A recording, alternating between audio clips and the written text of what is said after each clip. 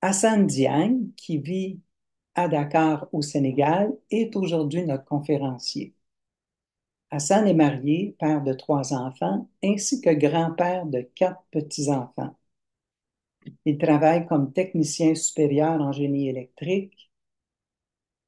Hassan a grandi dans une famille musulmane très religieuse.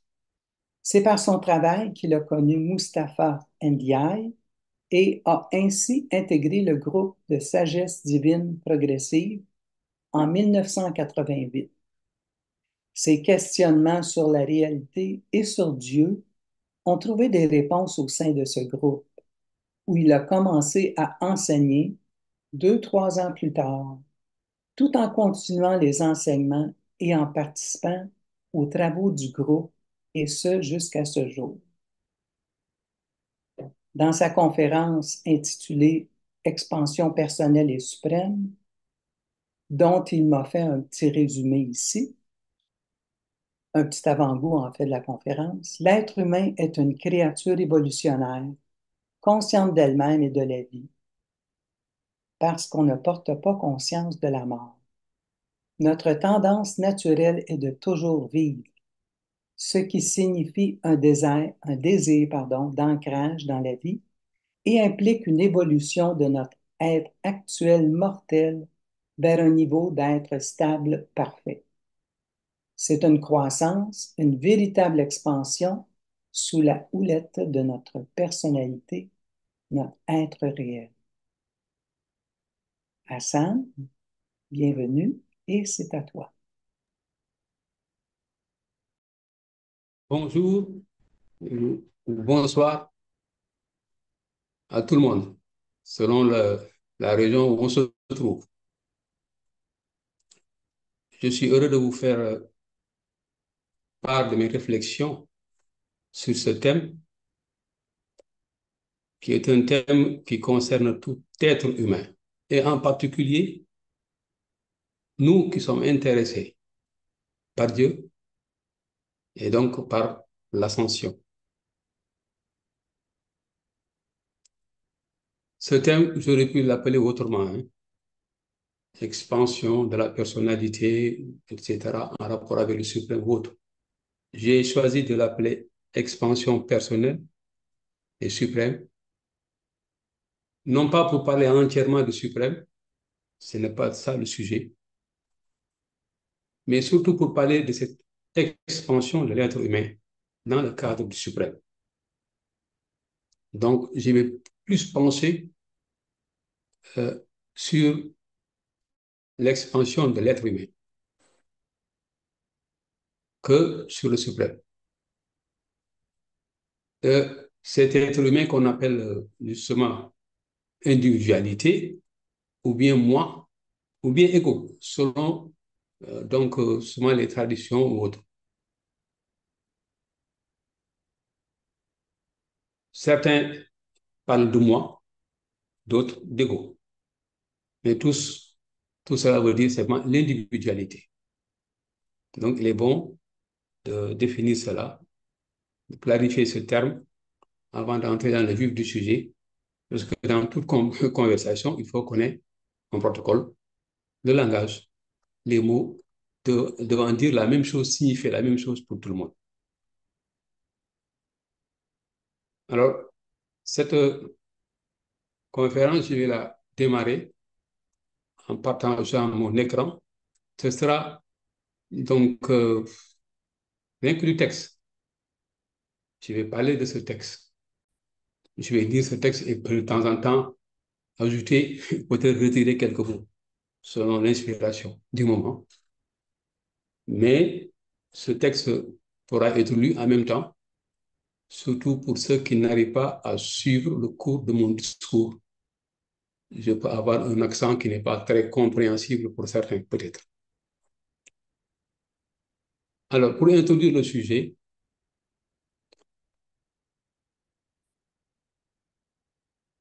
de cette expansion que je vais examiner sous 3 aspects: les origines, la destinée et les mécanismes pour y arriver. Après, je ferai une conclusion. Donc, je dirais que la personnalité est un élément de l'individualité ou moi, ou ego, selon l'appellation qu'on a choisie, qui distingue définitivement l'être humain de l'animal, avec lequel cependant nous partageons beaucoup de choses. D'abord, le corps humain. Ce corps matériel, mortel, est issu de l'évolution animale. Il faut se rappeler donc pour cela tout le travail que les porteurs de vie, donc passant de la première cellule jusqu'aux primates, en passant par les dinosaures, etc., pour faire apparaître l'humanité. Donc, nous avons ça vraiment en commun avec les animaux, à tel point que même maintenant, on a besoin de faire des greffes d'organes d'animaux pour éviter les rejets. Ensuite, il y a les 5 premières facultés mentales. Les adjuvats ou esprits, ça dépend de comment on l'appelle. Les adjuvats d'intuition et d'orientation, qu'on appelle aussi adjuvats de perception rapide. Les adjuvats de compréhension, d'action, ou de courage, d'aventure, ou de curiosité, de conseil ou d'association. Donc, ils sont 5. Et leur fonctionnement est instinctuel chez l'animal et intellectuel chez l'homme. Et la présence du mental supérieur, les adjuvats d'adoration et de sagesse, qui suppose une possibilité de relation avec le Créateur, donc une survie et une croissance, justifie l'apparition de la personnalité. Alors, chez l'homme, le mental n'est plus seulement commandé par les instincts, les besoins instinctuels, manger, boire, se reproduire, etc., mais aussi par la personnalité qui s'y est ajoutée. Si cette personnalité est mystérieuse et indéfinissable, aussi bien pour nous que pour les révélateurs qui l'avouent, nous sommes néanmoins sûrs d'une chose. Elle n'est ni le corps, ni le mental. Elle est associée par la vie au corps via le mental. C'est-à-dire, dans l'ordre, c'est la personnalité, le mental et le corps. Elle porte la volonté qui unifie l'individu, et comme je disais tout à l'heure, ou ego ou moi. Et la qualité de son expression dépend de celle du mental et du corps. Si aujourd'hui, j'étais dans un corps de mouton et que je vais vous parler de l'expansion de la personnalité, j'aurais fait tous les efforts de volonté pour vous exprimer ce que je pense et ce que je suis ou ce que je suis. Et ça serait simplement un concert de bêlements. B à gauche, B à droite, B en haut, B en bas. Parce que justement, le corps du mouton ne peut pas. Son mental non plus. Donc, il faut que les trois aillent ensemble. Une personnalité avec un mental, un corps qui peut l'exprimer. Cette personnalité en relation avec le mental, donc pense avec le mental et donc a une conscience d'elle-même. Conscience de la vie et la capacité, disons, d'expérimenter la réalité.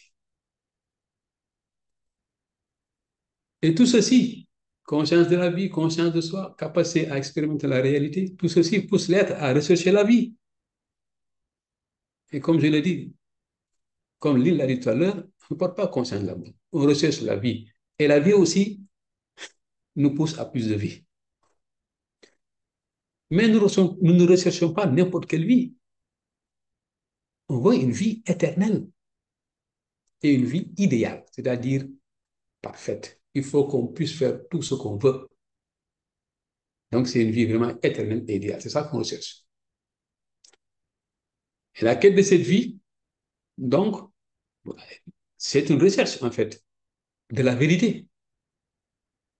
la source de mon être, la source de l'être de l'homme. Chaque être humain recherche vraiment la source de son être, en fait, pour pouvoir se raccorder à la vie. Parce que puisque nous ne nous avons pas donné la vie. Donc, c'est la recherche de la source de son être, cette vérité. La relation avec cette source, la destinée aussi de son être et les mécanismes pour l'atteindre. Parce que si on dit que je suis destiné à être telle ou telle chose, il faut bien que soit défini aussi les mécanismes pour atteindre cette destinée.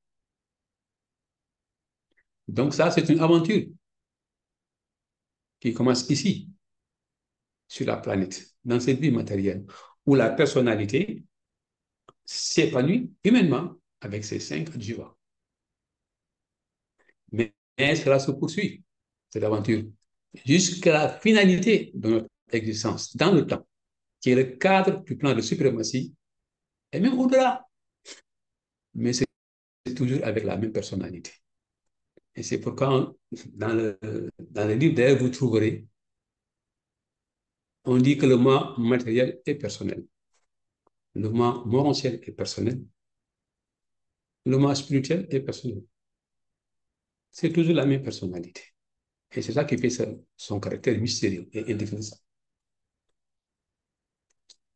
Et cela est étayé par le texte que vous pouvez avoir, que vous pouvez lire en même temps que moi, et qui est dans le livre d'Irancia, et qui dit la personnalité, le type de personnalité conféré au mortel d'Irancia a un potentiel de cette dimension d'expression du moi ou de réalisation de la personne. Ces phénomènes dimensionnels sont réalisables à raison de 3 sur le niveau fini, 3 sur le niveau absolu et 1 sur le niveau absolu. Donc, ça, c'est dans le livre du Lancia, à la page 1226. Section 3, 0 du moins, paragraphe 13, pour ceux qui préfèrent ce type de repérage. Donc, voilà quelque chose qui est mystérieux. Et on va essayer d'aller donc aux origines de la personnalité. Pour bien comprendre d'abord. L'être humain existe dans le temps, mais remonter aux origines de la personnalité nous conduit au Créateur, Dieu, au-delà du temps. Dieu, il est de l'éternité. Et Dieu est la source de tout et de tous. Il alimente et maintient toute vie. Aucune réalité ne peut subsister en dehors de lui. Si c'était le cas, cette réalité, c'est aussi Dieu. On aurait dit Dieu. Il est de l'éternité. Hein? Et l'éternité, franchement parlé, il est difficile d'en parler. En tant que créature du temps,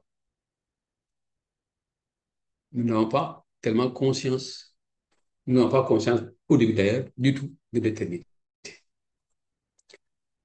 Le niveau de l'éternité est cependant le niveau de la déité. C'est la déité existentielle que l'on peut qualifier comme le Père universel, le Fils éternel, l'Esprit infini et le paradis, qui sont donc de toute éternité et qui ont toujours existé. Le Père, le Fils et l'Esprit sont personnels, le paradis est impersonnel. Il est vraiment l'archétype de l'énergie et la source de toute énergie. Le Père universel a émis à travers et avec son Fils, qui est sa personnalité absolue et spirituelle, il a émis la volonté de démarrer un autre type de création. Une création à parfaire par l'expérience, dans un cadre hors du paradis. C'est le début là, de la manifestation expérientielle de la déité. C'est donc la déité expérientielle, dont la première phase est le suprême, qui nous intéresse actuellement. L'autre phase, c'est l'ultime, et après l'absolu qui va continuer. Mais ça, c'est encore hors de portée. Le plan de suprématie consiste en la création de cadres de vie et de créatures imparfaits à rendre parfaits par l'expérience au moyen du temps, dans l'espace. Il s'agit notamment de créer un être imparfait au maximum et de le rendre parfait, c'est l'homme. C'est pourquoi il a dit, créons l'homme imparfait et rendons-le parfait, comme nous-mêmes.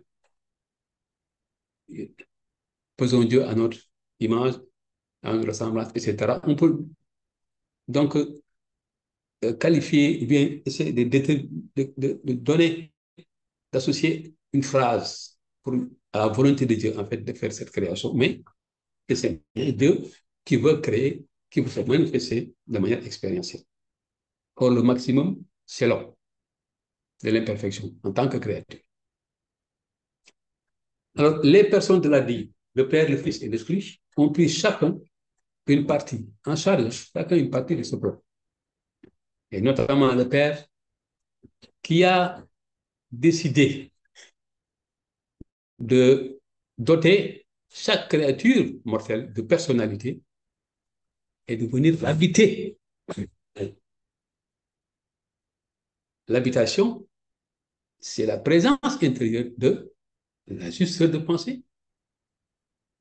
L'ajusteur de pensée, avec du nom par lequel on le désigne, euh, c'est couramment qu'on dit ajusteur de pensée, mais en fait, c'est seulement un fragment.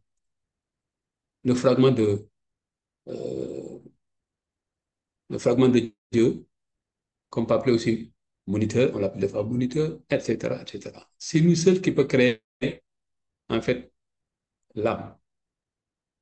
Donc, il a pris en charge cela. Et l'âme, on le verra plus tard, un peu plus haut, c'est le moyen par lequel l'homme gagne la vie, la survie, et plus tard, la vie éternelle.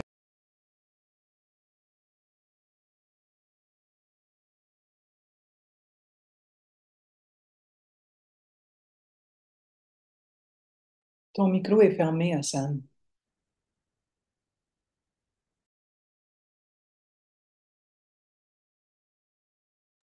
Il est toujours fermé. Ton micro est fermé, Hassan. Hassan, ton micro. Clique sur ta barre d'espace. C'est la barre d'espace. C'est bon. Tu la maintiennes pesée. Il faut la maintenir pesée, par contre. Mais Hassan, Ouais, il faut que le ouais, petit micro, il faut que je la maintienne. Il faut que je la maintienne. ton D'accord. micro, mais ton micro, le petit micro où c'est indiqué audio, tu dois avoir une barre dessus. C'est bon. C'est bon? OK. C'est bon. OK. Donc, le Fils éternel et l'Esprit infini,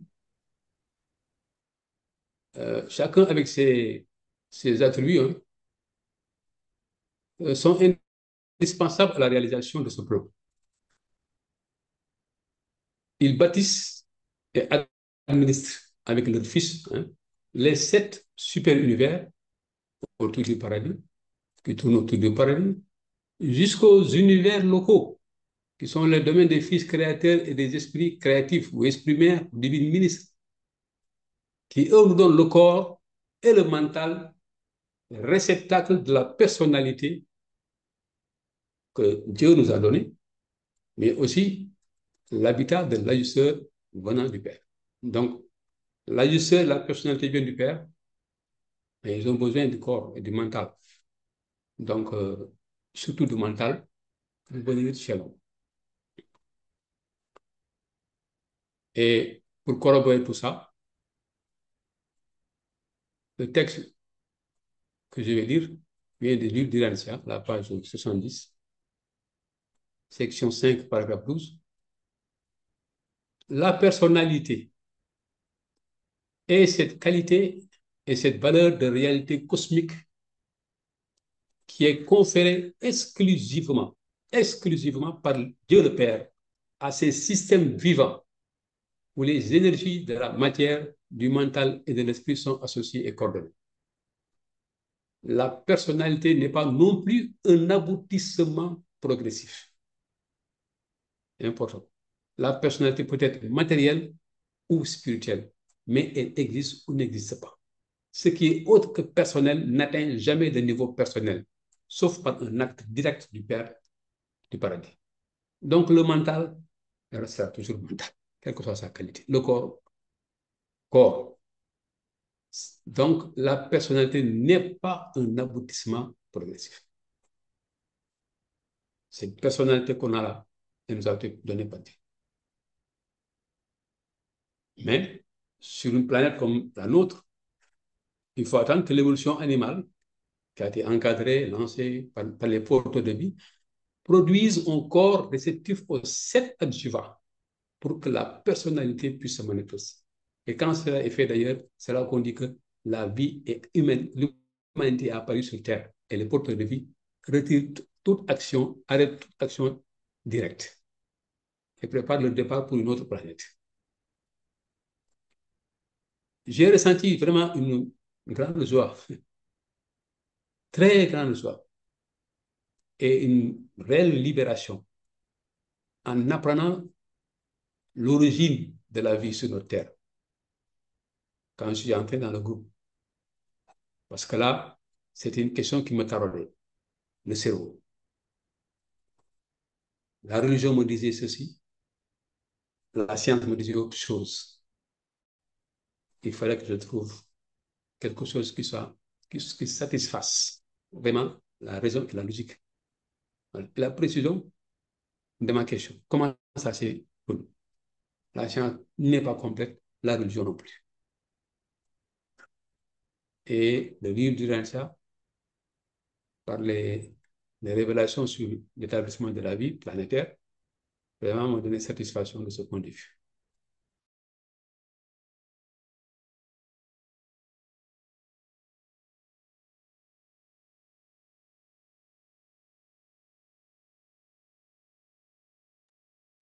Micro, Hassan.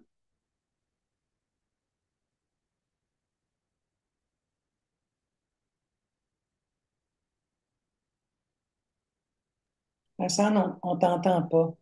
On ne t'entend pas. Ton micro est encore fermé.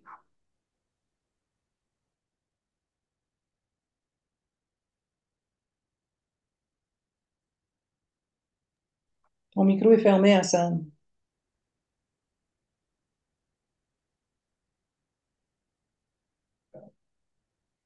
En bas de ton écran, il y a un petit micro. Il faudrait que tu le décoches. Il doit y avoir une barre rouge dessus.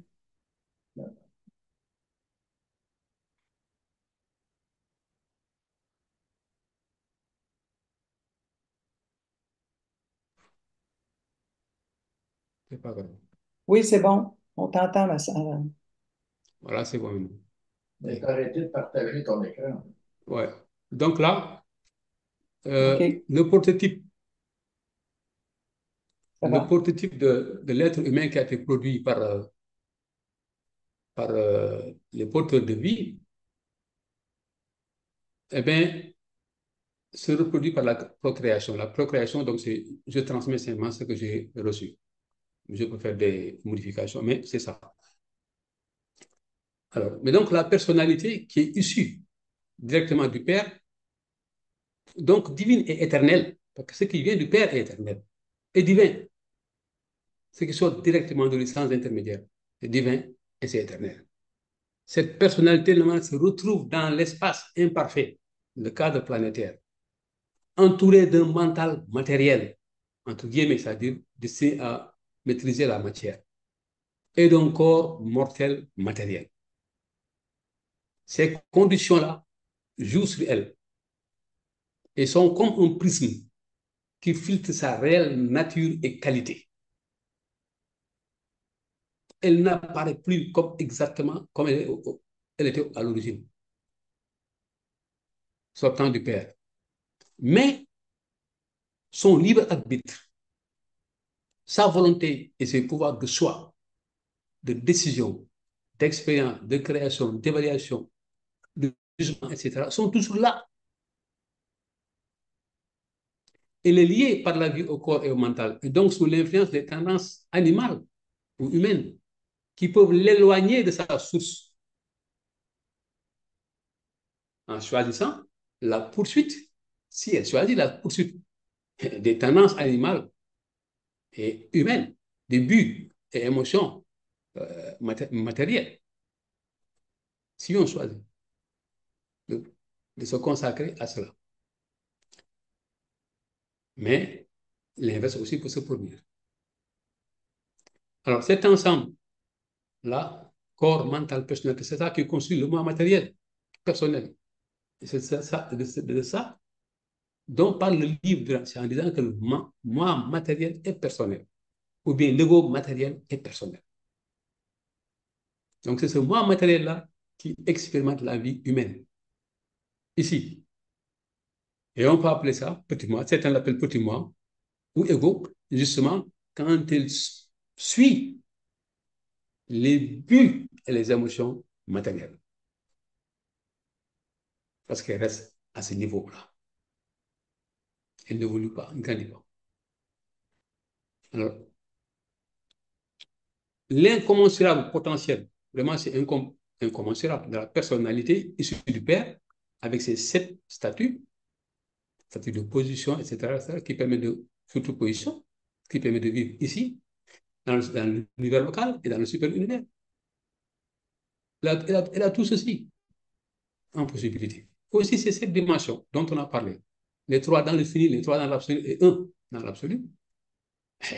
Cette personnalité-là, son potentiel-là est là, mais son actualisation dépend de la volonté.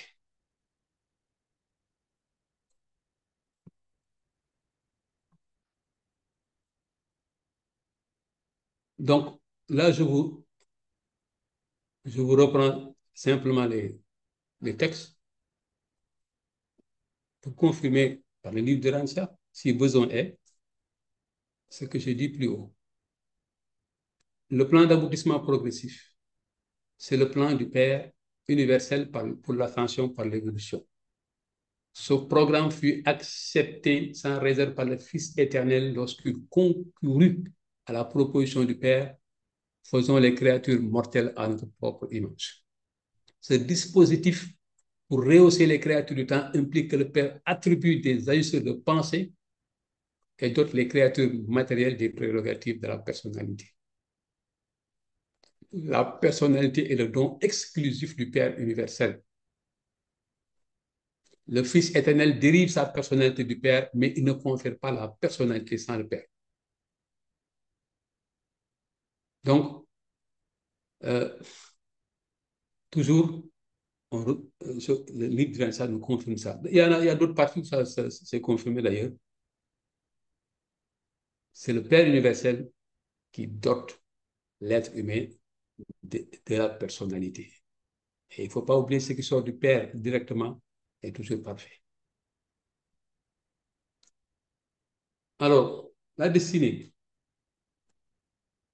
Conférée par le Père universel, notre personnalité est destinée à s'actualiser dans le temps, dans l'espace, qui est aussi le cadre d'actualisation de la personnalité de l'être suprême, qui elle, vient de la Trinité du paradis et qui se trouve encore là-bas.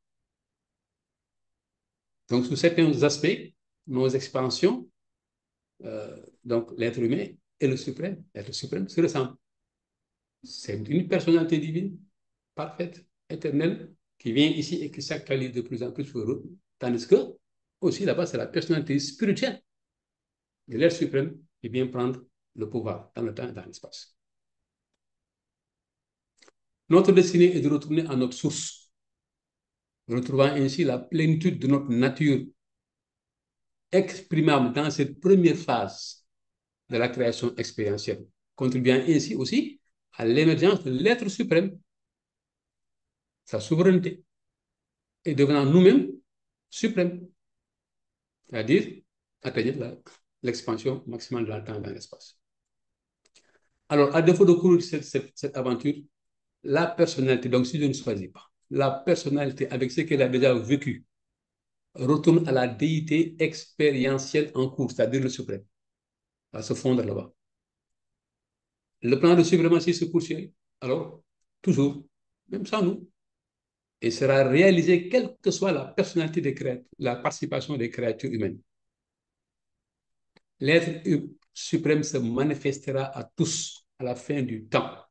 Et grâce au travail sans relâche des personnalités créatrices suprêmes et administratrices, mais aussi des créatures évolutionnaires de bonne volonté comme nous, les êtres humains. Alors, soyons de bonne volonté et réservons nos places pour profiter de ce spectacle qui sera sans doute d'une beauté sublime. Moi, en tout cas, je réserve ma place. Je serai là. Si telle est la volonté de Dieu et c'est sa volonté, je serai là quand tout sera accompli pour assister à ce formidable spectacle.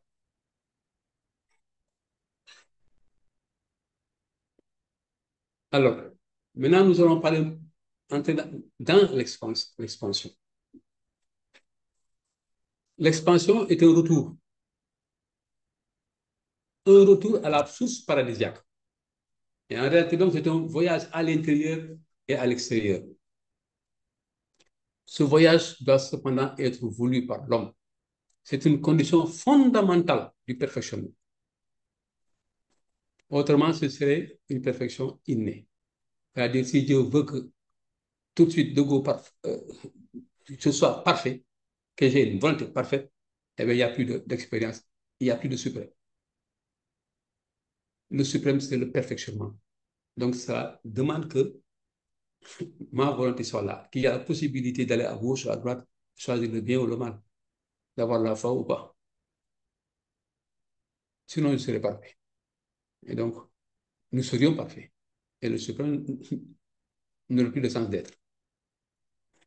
Donc, la personnalité ici-bas, celle que nous avons là, jusque-là, elle dispose d'un libre arbitre, d'une volonté et de pouvoir, comme j'ai dit, choix, décision, expérience, évaluation, etc., qui lui permettent d'orienter sa vie, de s'épanouir humainement et spirituellement, ou de se détruire. La destruction, c'est la consécration à la recherche des plaisirs matériels ou intellectuels, les ambitions humaines de domination, de pouvoir, de gloire, etc., de gloire personnelle, de reconnaissance, d'honneur. Ça, c'est le poids des tendances animales d'origine, restées très forte, donc du fait de l'échec de l'effusion du sang adamique. Ouais. Il ne faut pas l'oublier. Nous sommes sur une planète déréglée par la rébellion. Adam a échoué le plan adamique et nos accompagnateurs, pendant longtemps, ne nous ont pas soutenus. Mais quelles que soient ces conditions, chaque homme peut choisir la destinée fixée par Dieu présent en lui par le divin moniteur. Ça, c'est intérieur. Personne n'y peut rien. Aucune créature aussi élevée soit-elle.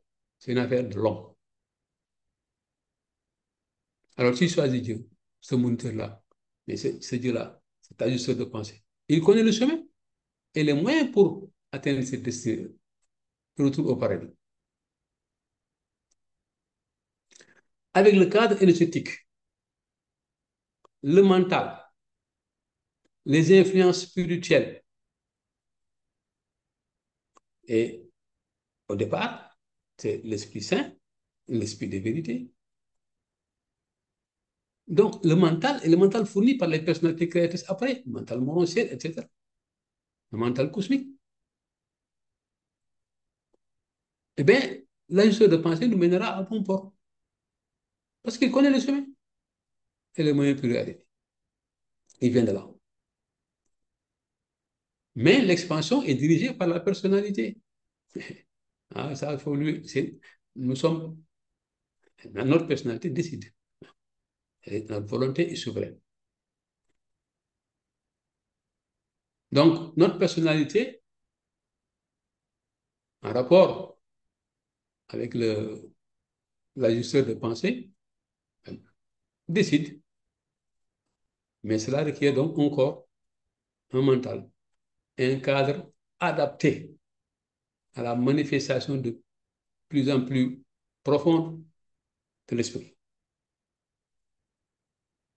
C'est-à-dire qu'aujourd'hui, si je suis uni à mon ajuste de pensée, je ne peux plus rester là. Il faudra que je change de cadre pour exprimer aussi des valeurs d'esprit que ceux qui sont de ce niveau-là peuvent vivre, entendre. Ici, on ne peut pas, ils ne peuvent pas.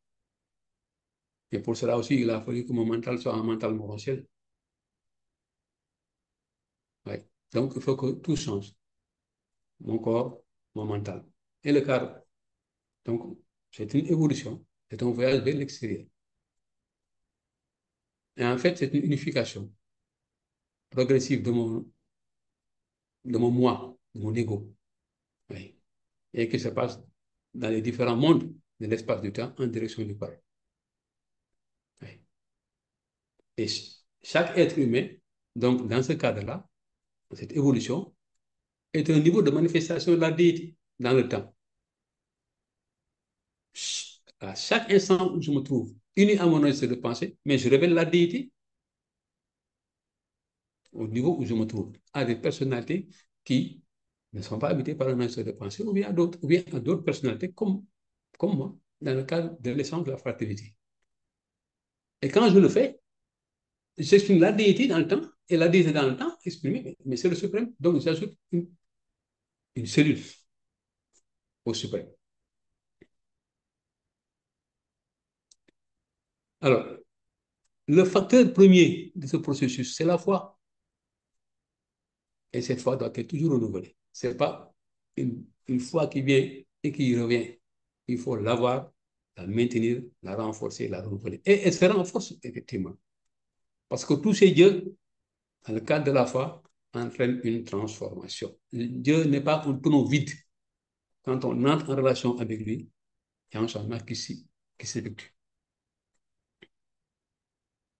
Donc, c'est par la foi que ce processus commence. Et durant tout ce processus, il n'y a qu'adoration, prière et service. Ce sont les activités qu'on y retrouve.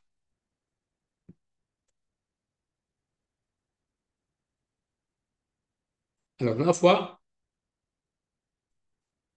c'est une validation de la personnalité, de l'hypothèse de l'existence du Créateur et une volonté de se conformer à lui. Donc, nécessairement, elle pousse à suivre, à adopter une nouvelle manière de vivre.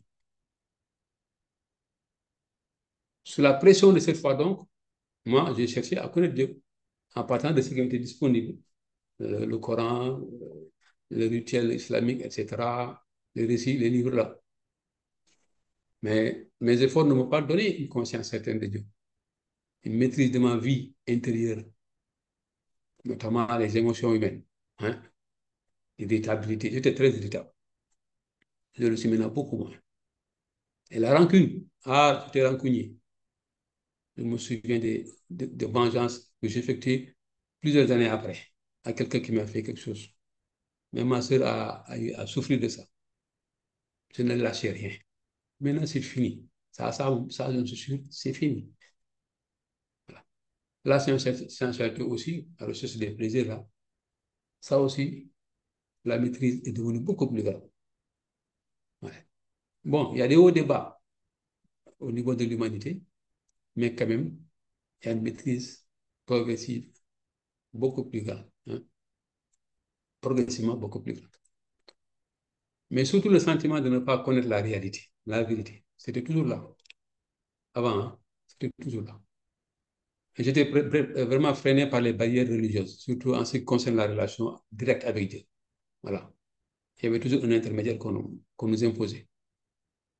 Et c'est dans cet état que j'ai rencontré le groupe de sagesse divine progressive. Et j'ai été libéré, vraiment libéré pour la pratique de l'adoration. Alors personnellement, je me suis laissé aller librement à l'adoration avec l'éducation spirituelle reçue du groupe de sagesse divine progressive. À ce moment même, j'ai pleuré. Dans les premiers moments, j'ai pleuré de ce contact avec Dieu. Voilà. Et la lecture de mes notes là, quand je prenais les enseignements, donc à retour à la maison, c'était des occasions de méditation et de tomber subitement dans l'adoration. Ce n'est pas quelque chose que je maîtrise. Et généralement, c'était les après-midi, hein, après le travail. Et quand je faisais du jogging, je me surprenais à m'oublier même en adoration. Parce que, d'un coup, je me rendais compte que j'ai fait du chemin, j'ai fait des mètres, sans me rendre compte que j'étais en train de courir. Je n'avais pas conscience d'avoir parcouru ce chemin. J'étais absent. Voilà. Et je compris donc que j'étais en adoration. Parce que je pensais, en débutant le jogging, je pensais à ce qui m'avait été dit au texte, etc., aux notes. Et pouf, je ne pense plus à rien. C'est comme si je volais. Comme un flocon de neige, après pouf, je me retrouve après avoir couru une certaine distance. Mais c'était agréable, vraiment agréable. J'ai compris à cette époque qu'il fallait se laisser aller à l'adoration dès qu'on sent l'envie. Et que surtout, il ne faut pas chercher à en avoir une conscience matérielle. Dès qu'on cherche à avoir une conscience matérielle de ce moment d'adoration, elle est interrompue. Et ça aussi, je l'ai expérimenté. Ça fait l'effet d'une chute chez moi.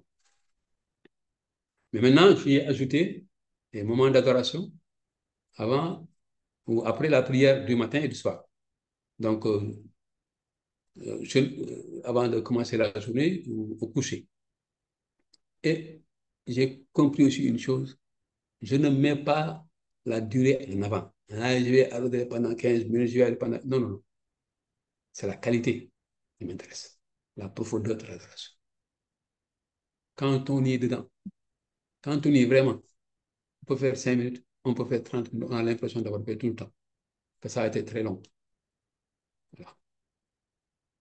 Donc, à vouloir avoir conscience du temps, et en même temps adorer, ça revient à avoir conscience, garder sa conscience matérielle aussi. C'est ce que je pense. Et donc, ça coupe l'adoration. On peut avoir la paix, le calme mental, mais c'est ça, c'est pas l'adoration, c'est le calme mental. L'adoration procure de la paix, vraiment, et de la joie. C'est une très bonne pratique d'ailleurs, pour le coucher, quand on se couche, pour s'endormir avec Dieu. Voilà. Mon travail maintenant, ça consiste à accroître cette maîtrise de l'adoration en tout lieu, en tout moment. Voilà.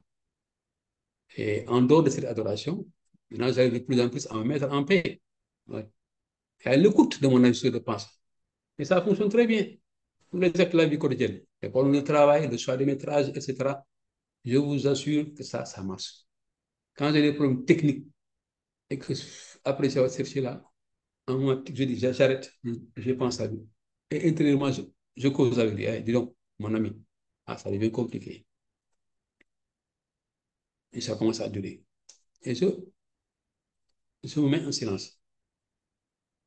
Et souvent, la solution vient comme ça. Voilà. Donc, c'est quelque chose qui marche, en tout cas chez moi. Alors, l'adoration aussi, il faut dire que, bon, c'est une pratique qu'on peut essayer en groupe. On s'y essaye. Et le livre de l'Ancien dit même que ça va continuer jusqu'au paradis. Et qu'on fera des adorations en groupe qui vont produire une telle lumière, une telle joie, un tel contentement des déités qu'il y aura le sentiment de la triple lumière, la lumière des déités. Et bien entendu, tous les êtres qui seront là-bas, qui sont sur le compteur d'adoration, on dit, ils sont chargés d'encadrer cette adoration, seront dévorés vraiment par ça. Et c'est normal. Après avoir vécu tout ce parcours-là, on doit être bien content d'adorer ce Dieu. Ouais, c'est en face de lui.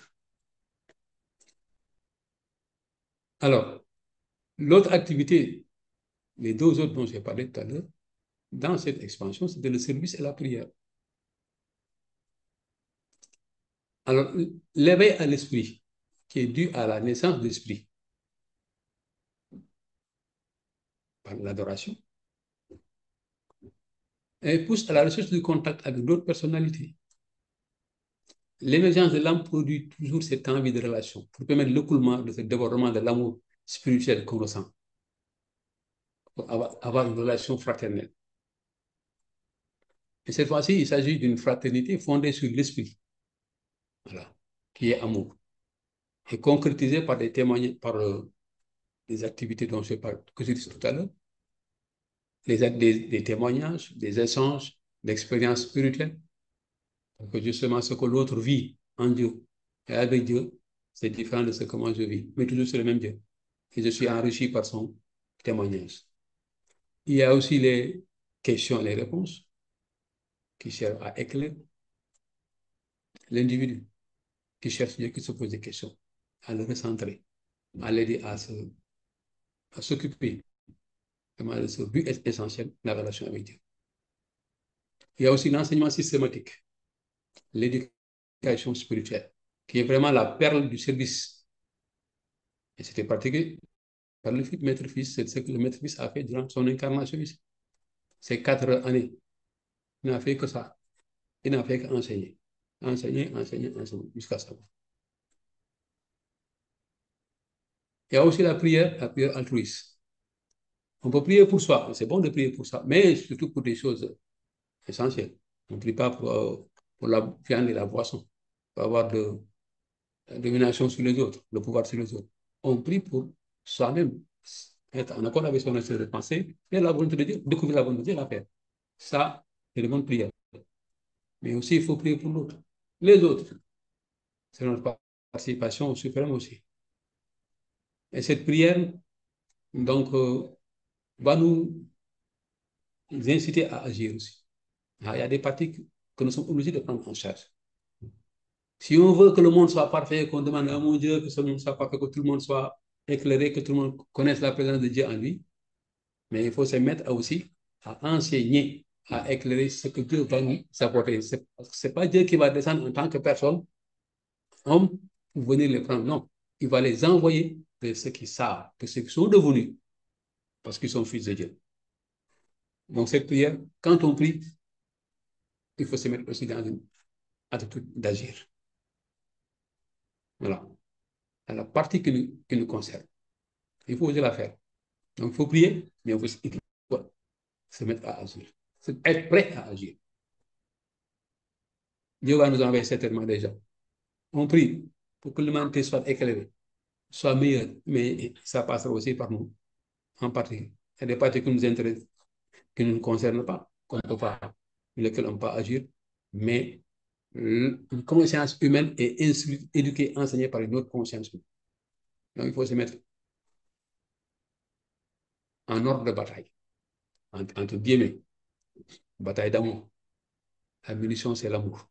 Les armes, c'est l'amour. L'affiliation, c'est une affaire intérieure. Je parlais tout à l'heure de l'essence d'esprit. C'est une affaire intérieure entre soi-même et la justice de pensée. Mais c'est dans la relation avec d'autres qu'on découvre le suprême. C'est dans la relation avec d'autres qu'on découvre le suprême. Le suprême, c'est toujours pour la totalité, le groupe, etc.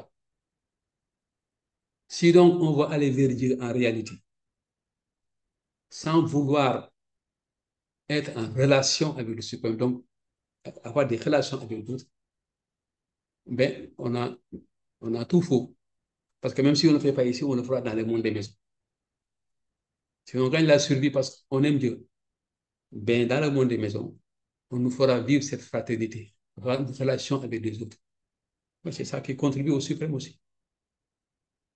Et c'est justement la progression dans ces deux axes, la filiation avec Dieu le Père en nous, la relation avec l'Esprit, qui vont nous conduire à l'identification avec l'âme et l'identification avec la chose de pensée, la fusion. Un seul de ces mouvements ne suffit pas. Et on le verra aussi plus tard. On le verra. Alors, avec le groupe de 16 d'une progressive là, et individuellement aussi, donc, ce sont les points majeurs de mon travail quotidien. Je suis avec le groupe tout le jour pour travailler en commun avec moi et je fais mon enseignement avec ce que Dieu m'a donné. Bien entendu, c'est toujours dans le cadre du groupe. Et c'est grâce à là que je suis devenu un fils de Dieu. Par la foi, et consacré à servir et à partager ma vie avec Dieu. Et avant de me lever du lit, le matin, je prie la juste de penser, d'organiser ma journée et me donner la force et la sagesse de résoudre les problèmes de ce jour. Jésus dit, mon Dieu, donne-moi mon pain quotidien. Façon de parler. Moi, je dis, organise ma journée et donne-moi la force et la sagesse de résoudre les problèmes de ce jour. Pour que je ne me lance pas avec mes moyens humains, tout simplement, pour résoudre les problèmes de ce jour. Cela, c'est toujours juste avant ou après, je fais une petite adoration. Donc, ce n'est pas la durée qui m'intéresse, c'est la profondeur. Avant de me coucher aussi, rapidement, je fais le bilan de la journée. Aujourd'hui, j'ai fait ça, j'ai fait ça. Ah non, vraiment, aujourd'hui, ce n'est pas été très, très, très spirituel. Ah, les émotions humaines, les stimuli, tout ça, ça m'a trop. Et je prie Dieu. Et je me laisse entre ses mains aussi. Je l'adore un peu et je le prie. Entre ses mains, je me remets mon Dieu pour cette nuit. Je te prie de renouveler mes énergies physiques, etc. De me transformer pour que ce que j'ai cherché à atteindre pendant le jour et que je n'ai pas pu, que tu puisses l'installer. Voilà, et je me couche. C'est la meilleure manière pour moi aussi de me coucher. Ah, et c'est tout ça aussi excellent. Maintenant, en cours de journée, dès que je commence à être emporté par les stimuli, hein, les mouvements d'humeur là, je m'arrête. Et je dis à mon stop. Des fois, je parle même tout haut. Hey, arrête-toi. Ça, c'est l'ego. Voilà. Ce n'est pas important. Et je me ressens. Et ça fonctionne très bien aussi. Automatiquement, ça se calme. Et je peux recevoir des petites inspirations. Je les suis, les intuitions là.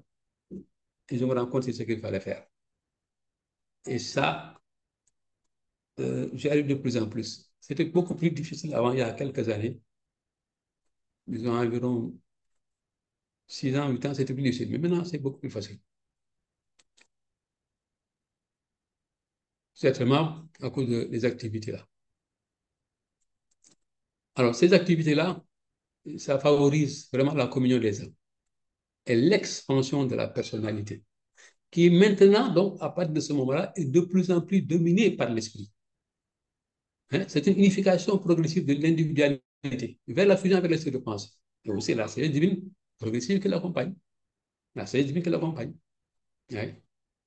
Bien entendu, ça ne se fera pas sur Terre simplement, ça continuera de la planète à l'univers central, le paradis de départ, où le moi humain inaugure de nouvelles relations avec le moi divin de départ. Et ça, c'est dit dans le livre du Lancet aussi. Dans cette partie qui parle de Ascending, la page 29, section 1, paragraphe 19. Et comme à chacune des étapes précédentes de votre ascension vers Dieu, votre moi humain inaugurera de nouvelles relations avec votre moi divin. Le moi divin que Dieu vous a. Et qui, tout le long de notre ascension, a transféré ses capacités. Voilà. Transfère maintenant de nouvelles capacités beaucoup plus grandes. Donc, en fait, le moi humain retrouve son niveau d'origine de départ, le moi divin, qui, lui, a une personnalité donnée directement par le Père universel au paradis. Donc, ainsi, le Fils de Dieu, uni à son ajusteur de pensée, c'est aussi Dieu, atteint son moi d'origine dans son expansion. Il lui reste maintenant à s'occuper et ses frères ascendeurs en voie d'expansion jusqu'à la finalisation du plan de suprématie. C'est ce qu'on dit d'ailleurs, on est intégré dans le corps de la finalité, après, pour ressortir dans les missions pour soutenir les, les êtres humains en cours d'ascension. En conclusion, je dirais que donc l'expansion de la personnalité conduit à la fusion avec le fragment de la source même de la personnalité, à la découverte et l'identification avec des niveaux énergétiques, mentaux et spirituels qui dépassent l'imagination. Il faut bien se dire que lorsqu'on se trouvera au paradis, ce ne sera pas avec ces adjuvants. Même dans le monde des maisons, ce n'est pas avec ces adjuvants. On passera par le mental moranciel, le mental cosmique, le mental spirituel. Le mental spirituel avec la personnalité divine. Et l'énergie spirituelle correspondante au paradis. Ça, on ne peut pas tellement l'imaginer. Mais que le corps moranciel, là, on ne peut pas encore l'imaginer. Sauf, bien entendu, ceux qui font de certaines sortes, ils ont des visions. Et la lecture seule d'un livre, fût-ce le livre de l'Ancien, ne suffit pas. Le livre du Lancia ne peut pas nous donner une réelle perception de cela. D'ailleurs, le livre sera amendé dans le futur, comme on dit, par de nouvelles révélations plus élargies. Mais chacun de nous peut atteindre par expérience une vérité plus grande par auto-révélation. La révélation de l'ajusteur de vos pensées, le fragment de la source de tout en nous. Et c'est le challenge qui est proposé à tous ceux qui ont reçu cette cinquième révélation-là. Pensons d'ailleurs à ceux qui ont fusionné avec l'ajusteur à moi-même, révélation, et Enoch et autres. Et peut-on dire qu'on a atteint ce niveau, le niveau de Enoch, en fusion? Est-ce qu'on l'a atteint? Parce que simplement, on a compris intellectuellement les vérités du livre. Est-ce que par la compréhension des vérités intellectuelles des vérités du livre, on arrive à la fusion? Un homme qui fusionne avec son ajusteur de pensée, ou un homme qui fusionne avec son ajusteur de pensée, mais reçoit de l'ajusteur de pensée tout ce qui était l'éternel passé, c'est la mémoire de tout. Et le futur, il est accessible, il le comprend, oui. Mais il y a beaucoup de choses qu'on ne comprend pas. On a eu beaucoup de choses, c'est vrai, dans le livre de ça, mais encore il y a des choses qu'on n'a fait que brosser. Enoch n'avait pas de livre de l'Ancien. Jésus, en tant qu'être humain, n'avait pas de livre de l'Ancien. Et ils sont arrivés à ce niveau.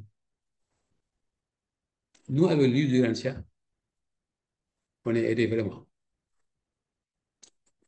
Alors, nous nous arrêtons pas seulement à le lire. Il nous pousse à aller de l'avant. L'avant, c'est quelque chose qu'on le livre ne devrait pas dire. Quand il le finit, relié à l'infini, là, je de penser. Qu'est-ce que ça donne? Qui peut dire que ça s'arrêtera? Personne ne peut le dire. C'est une affaire expérientielle. Chaque être humain a la possibilité de se lancer à ça et de l'expérimenter. Alors, allons-y. Voilà. Nous avons donc un outil, un soutien pour ça, pour atteindre ce niveau. Le maître-fils, après avoir atteint ce niveau d'ailleurs, a dit à ceux qui l'accompagnaient, ce que je fais, vous pouvez le faire et même plus. Ce que je fais, vous pouvez le faire et même plus. Ce n'est pas simplement avec un petit mot, un petit égo, non. Mais c'est avec les potentialités de leur vraie personnalité, leur vrai moi. Personnalité avec un grand P, moi avec un grand M, le moi divin, celui que Dieu a donné. Mais il faudrait qu'il puisse se laisser aller vers Dieu. Voilà. Et pour cela, il n'a donné que deux commandements. Aime ton Dieu de toute ta force, de toute ta pensée, de ton âme, et aime ton prochain comme toi-même. c'est la filiation avec le Père et la relation avec le Suprême, qui sont deux relations indispensables pour l'expansion personnelle et la fusion avec Dieu, qui va avec. C'est ce que Dieu attend de nous. Il attend notre bonne volonté pour surmonter avec nous et grâce à sa sagesse tout obstacle pour que la déité se manifeste dans le temps et à travers nous. Les obstacles, c'est souvent dû à la peur. La peur, c'est vraiment notre plus grand ennemi. On a peur, tellement peur. Ah, si je lui parle, si je lui parle, il va me... On crée des obstacles qui ne sont pas réellement. C'est la peur qui est notre premier obstacle. Parce que quand on dépasse cette peur, là, on permet à l'autre de penser, de nous accompagner. Et avec lui, tout est possible. Le problème, souvent, c'est chez l'homme, pas chez les autres. Je ne dis pas que c'est tout le temps ainsi, mais beaucoup de nos problèmes, c'est dû à notre peur. Peur du regard des autres, peur de la réaction des autres, peur de ne pas être, de ne pas être évoqué, non, la honte, etc. La suspicion. Si on dépasse cela, et on peut le dépasser, il suffit de prier la de penser, d'essayer de faire l'effort. Il va nous pousser, nous accompagner, pour que nous puissions vraiment atteindre cet état d'expansion où vraiment on est avec lui. Et cette attitude, donc, fera l'expansion aussi des enseignements du livre de l'Ancien dans le monde. Oui, que chacun de nous soit le livre. Chacun de nous est le livre dans son cœur. C'est-à-dire qu'il vit les vérités. S'il ne le vit pas, comment pourra-t-il les expliquer à l'autre? Qu'il le vive, qu'il le soit. Et partout où il sera l'enseignement du livre, l'enseignement de la vérité, l'enseignement de la présence, de l'amour de Dieu en chacun. Voilà donc ce que je voulais vous dire aujourd'hui. Que la paix et la bonne volonté soient sur terre. Merci de m'avoir écouté aussi longtemps. Tu peux arrêter de partager ton écran ensemble, s'il te plaît? Oui, ce que je vais faire tout de suite. Merci, Hassan. Merci beaucoup, Hassan, Merci pour Hassan. ta présentation. Je te dirais que Merci. c'est un excellent rappel aux enseignements du premier séminaire, deuxième séminaire, troisième séminaire, quatrième séminaire. C'était vraiment excellent. Et ce qui est super intéressant aussi, Hassan, c'est que tu partages ton expérience personnelle. Et ça, les gens, ils apprécient beaucoup, beaucoup ça. Et j'ai trouvé que la conclusion, c'est un rappel aussi que Dieu a besoin de nous. On est sollicité continuellement. Et notre enseignement, on peut le faire quotidiennement avec les gens qui sont alentour de nous, avec des voisins, des travailleurs, des coéquipiers, nos enfants, évidemment, parce que c'est notre grand public, ça, nos enfants. Alors, je te remercie beaucoup, beaucoup pour cette présentation. Et j'inviterai d'autres personnes à faire des commentaires, poser des questions à Hassan.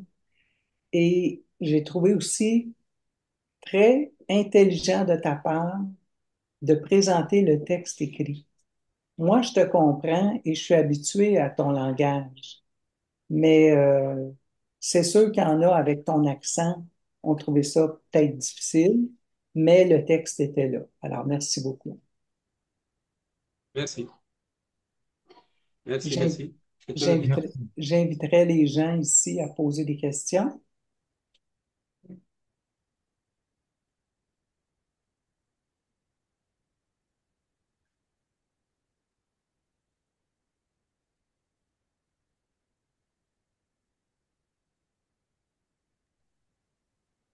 On attend vos commentaires. Hassan attend vos questions. Euh, Oui, Mustapha, tu veux parler? ouais. En fait, c'est pas une question, c'est juste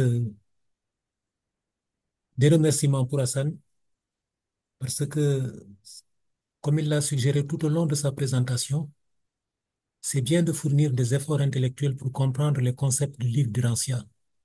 Et c'est également très intéressant et transformateur. Mais quand on partage son expérience personnelle sur la base des enseignements que nous partageons avec d'autres et que nous avons des moyens de vérifier au niveau de soi tout cela, c'est encore plus gratifiant. Et dans ce sens, je remercie vraiment Hassan et surtout pour cet effort pour montrer que, au fond, le plan de Dieu, il est un. Parce que cette manière de partir du moi humain avec toutes ces insuffisances sur lesquelles on ne revient pas parce qu'on connaît non seulement l'origine et tout, mais on a appris à mieux le connaître également avec les enseignements du livre du Rancia et de mettre face à face cette personnalité humaine avec ce que Dieu a prévu pour nous et de nous montrer comment dans le vécu quotidien on peut s'affranchir de ces difficultés. C'est pas, c'est très intéressant. Et moi, je peux personnellement témoigner parce que Hassan, on travaille ensemble dans la même société. Il s'intéressait beaucoup à l'islam de manière très sincère et très personnelle et très profonde. Et moi, à l'époque, ça m'avait secoué. Je commençais à peine les enseignements du livre du Rancia et j'étais très, très marqué par le type de foi qu'il avait. Alors, c'est comme ça que je lui ai parlé des enseignements qu'il est venu par la suite et il n'a fait que confirmer parce qu'il a réussi à s'ériger en éducateur de tous les membres de sa famille par rapport à ses enseignements, y compris son père qui était l'imam du quartier et toute sa famille aussi. Et depuis lors, il est resté sur le même tempo. Alors, je le remercie parce que je sais qu'à travers lui, beaucoup de personnes ont pu donner une réalité concrète aux enseignements du livre du Rancia, au-delà même des concepts, par l'exemple vivant qu'il a toujours manifesté. Et donc, voilà, donc c'est ce que je voulais apporter comme éclaircissement, mais surtout la manière pratique, ça c'est très important. On peut grandir en Dieu hein, sur la base des concepts, mais rien ne vaut l'expérience personnelle, menée sur soi-même et menée également sur d'autres personnes autour de soi. C'est très, très, très important. Et ça aide énormément à assimiler les concepts du livre du Rancia qui autrement peuvent constituer des blocages et même parfois susciter des rejets. Donc j'apprécie Hassan pour ce style qui est assez nouveau, qu'il a su développer et qui me paraît très, très intéressant et très édifiant. Merci. C'est Merci, Mustapha. Moustapha. Merci. Merci, Mustapha. Merci, Merci. Mustapha. Oui, Robert. Oui, merci beaucoup, Hassan. J'ai bien aimé ton partage de ce que tu as vécu personnellement. Mais ce qui me, je devrais pas dire m'agacer, mais ce que j'ai eu de la difficulté à voir, c'est que le texte était vraiment en caractère trop petit. C'est peut-être que c'est moi, mon ordinateur. Moi, j'ai essayé de voir comment je pouvais grossir les caractères, mais je pouvais pas. Ça m'agace un peu, mais malgré tout ça, j'ai beaucoup apprécié. Merci. Merci, merci. Merci. Tu aurais pu agrandir tout de suite, hein, comme tu l'avais dit. Oui, Judith, Dommage. ton micro. Oui, Oui. je l'ai. Hassan, t'es bon. T'es très bon. Je peux te dire parce que je vais souvent à des conférences, j'entends des choses. T'es bon dans le contenu, mais t'es bon aussi dans les sentiments puis ce que tu reflètes. On sentait ta sincérité puis ta relation véritable avec Dieu. C'est vraiment très bien. Puis j'aimerais ça avoir ton texte aussi. Parce que c'est bien pensé, bien fait, puis ça m'a touché. Puis je vais revoir ça. C'est pour ça que je veux tes écrits, pour revoir, pour refaire le chemin en dedans de moi. C'est très intéressant. Je vais te dire, t'es très bon. Merci, merci, Judith. Merci, Judith. Merci. En fait, bon, le texte, tu peux certainement l'avoir. Je vais l'envoyer à Aline, qui va partager. Je suis vraiment content que cette conférence s'était fait. C'est ça l'objectif, hein. L'objectif, c'est pas de me mettre moi en avant. Mais ça me touche quand même que tu sois dans la gratitude. Ça fait partie aussi de l'humilité et des hommes de Dieu aussi. Il faut savoir toujours remercier. Remercier Dieu et remercier ce qu'on a reçu, pour ce qu'on a reçu. D'ailleurs, même pour ce qu'on mange, avant de manger, il faut remercier Dieu. Les anciens avaient l'habitude de faire ça. Je ne sais pas où c'est au Canada, où il y avait des Indiens. Les Indiens, c'est leur pratique. Ils s'asseyaient religieusement, ouvraient leur truc pour manger leur premier quand là. Ils se recueillaient et remerciaient Dieu. C'est ce que là, dans le christianisme aussi, on essaie de faire en bénissant mon Dieu avant de manger. Effectivement, c'est bien toujours de remercier quand on reçoit quelque chose d'autre, de l'autre, ou bien de Dieu. Merci. Certainement, il vous fera parvenir le texte. Merci, Hassan. Il y a Gilles Bertrand. Oui, merci Hassan. Oui, ça donne bien. C'est la journée des remerciements à Dieu dans notre pays. Et merci de m'avoir donné le goût de prier encore plus. On, on perd quelquefois, justement, on se perd là, dans les activités quotidiennes. Et puis, je pense qu'il faut se remettre un peu plus à la prière aussi, équilibrer ça avec notre adoration et avec le service. Merci pour la belle conclusion, là. Que moi aussi, c'est avec Dieu, là, tout est possible. Alors, bonne semaine à tous aussi, là. Merci. Merci. Merci. beaucoup, Gilles. Merci, Gilles. Merci. Merci, merci. Il y a Mouhamadou qui a levé sa main. Vas-y, Mouhamadou. Euh, c'est pour remercier Hassan de la présentation et embaucher la trompette que Bertrand vient d'embaucher. Remercier pour ce qu'on a reçu. Effectivement, c'était très intéressant comme conférence. La présentation est très...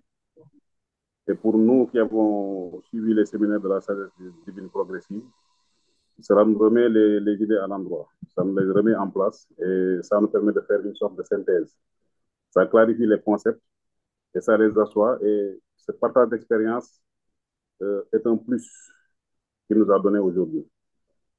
Son expérience personnelle nous a encore enrichi aujourd'hui, nous a enrichi plus que de coutume. Nous avons l'habitude de nous voir très fréquemment, presque 2 à 3 fois par semaine, en des séances. Mais ce que nous avons reçu aujourd'hui, vraiment, nous conforte dans la dimension qu'il a à notre niveau. Et nous le remercions pour cela. Et nous prions aussi pour que ce ressentiment soit partagé dans ce groupe et que Dieu nous fasse bénéficier des fruits de ce que nous avons reçu aujourd'hui. Merci. Merci. Merci, Wadi. Merci, Mohamed. Oui, merci. Il y a Julien. Julien, tu as levé ta main. Je voudrais juste remercier Hassan. Ce que j'ai remarqué beaucoup dans sa démarche, c'est qu'il a toujours été à la recherche de Dieu. Il a toujours été fidèle, peu importe la religion qu'il a utilisée. Et puis, c'est la vérité. Il l'a amené à,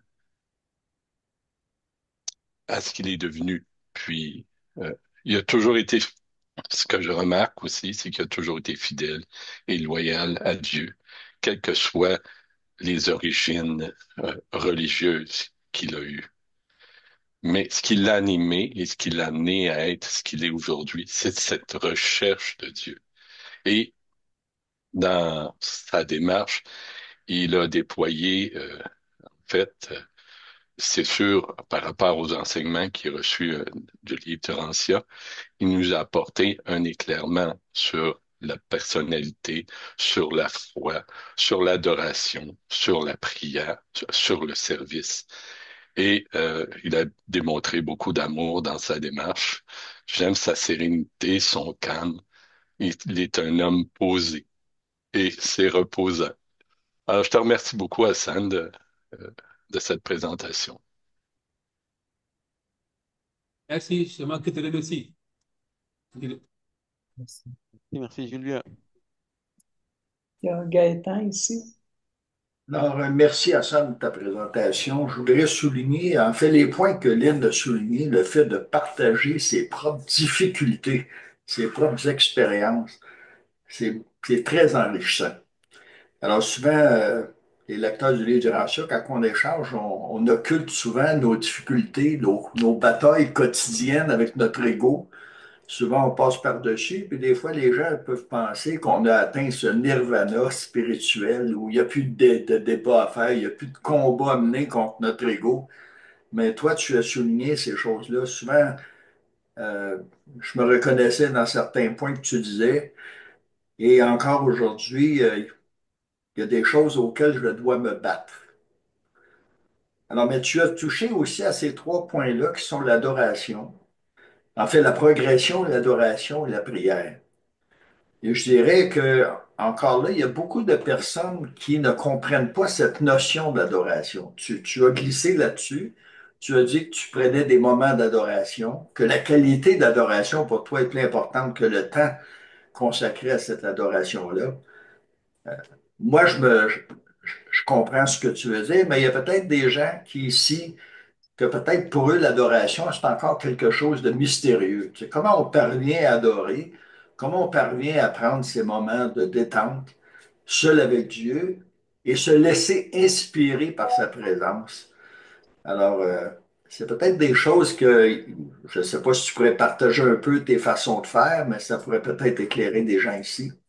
Et aussi l'aspect de la prière dans toute la progression spirituelle. Le livre du Rancière, en fait, le mentionne.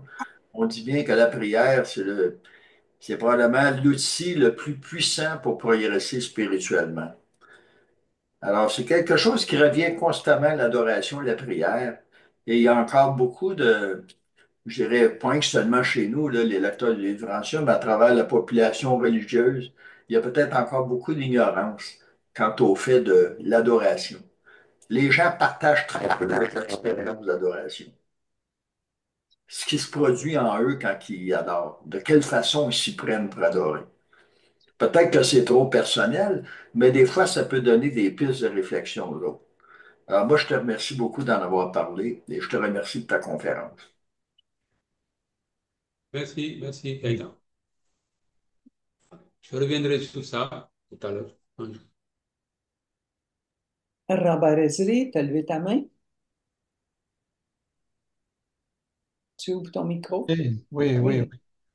Oui, Hassan, comme Gaëtan l'a dit, là, il y a des parties que je me reconnaissais et les embûches que tu as vécues, je les ai vécues et on avance. Et finalement, c'est notre but principal ici d'avoir une relation, d'améliorer notre relation et de finalement fonctionner la main dans la main avec notre ajusteur qui organise notre journée, qui nous dise, qui nous mettent parfois dans des épreuves et qui nous libèrent des chemins qui ardus qu'on a devant nous là.